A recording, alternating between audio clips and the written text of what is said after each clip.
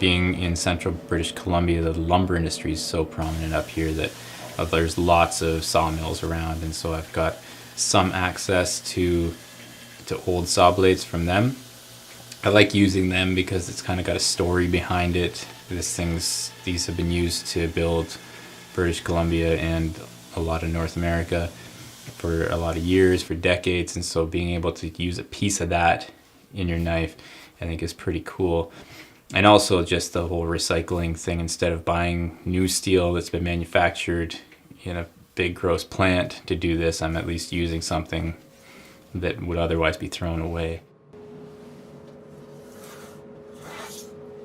Living in central British Columbia, you get those people, you get easy access to people like that who are going to put your tools through the worst they can.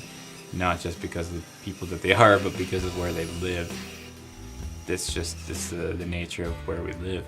So I think that helps a lot, having that instant feedback of, hey, this didn't work. Sean using a Bushfucker to clean out a moose is a good one.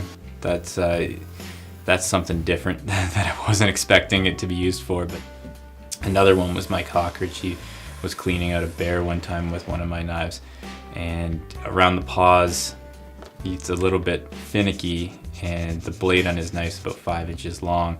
And so without knowing it, he had taken off the top of one of his knuckles, and there was a little mushroom cap on the top of his blade. And his client, he was guiding a hunter, and his client noticed right away, like, what's that on your knife? And he's like, oh, and then he realized that's the tip of my knuckle.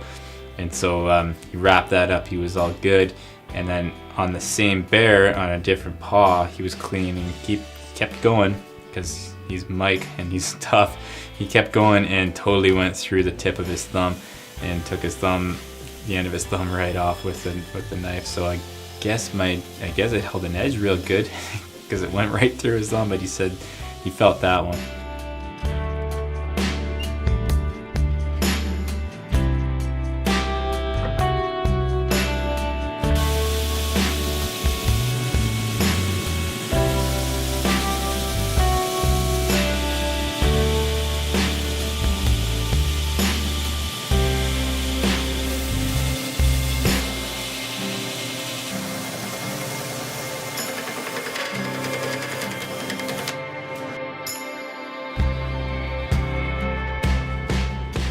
A knife takes a while to build. You can't make one, you can't go out and in half an hour make what I had in my mind. It takes a little bit of time. It doesn't take months, so it's not like building a canoe or something, but it takes some time, so there's no instant gratification. That's something probably where patience, I've learned some patience is, it's gonna take I have to wait overnight for my steel to cool down when it's tempering. I have to wait overnight for my epoxy to harden. So even though I want to jump right in and keep moving on something I'm excited to build, I have to be patient with it, put it aside, shut the door, and punch out for the night. So I think that probably helps with learning patience.